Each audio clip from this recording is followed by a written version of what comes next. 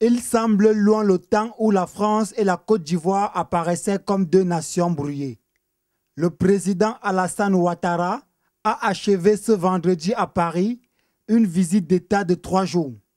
Arrivé mercredi à Paris, le chef de l'État ivoirien a déposé une gerbe sur la tombe du soldat inconnu à l'Arc de Triomphe le jeudi.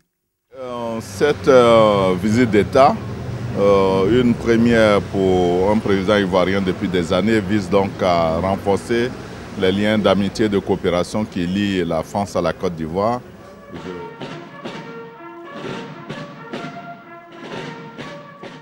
Accueillis en grande pompe par son homologue et ami Nicolas Sarkozy, les deux chefs d'État ont signé un nouvel accord de défense et de sécurité. Le dernier accord datait de 1961, il était secret. Celui-ci sera discuté au Parlement et présenté et rendu intégralement public par le ministre de la Défense. Voilà. Il n'y a plus d'accord de défense secret. Pour dire l'esprit, c'est une coopération entre les forces ivoiriennes et les forces armées françaises, avec un effort d'équipement, un effort de formation pour vous aider. Et une volonté très claire de n'accepter aucun mélange de genres.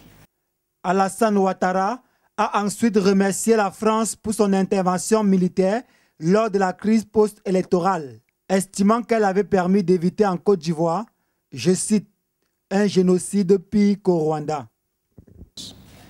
Je voudrais donc, au nom du gouvernement, au nom de tous les Ivoiriens, vous dire un grand merci et dire que nous admirons votre courage. Permettez-moi, Monsieur le Président, en tant qu'ami, de dire à quel point nous sommes convergents sur nos convictions. Nous croyons à la démocratie, au choix des peuples. Nous croyons également qu'en période de difficultés, il faut tenir bon.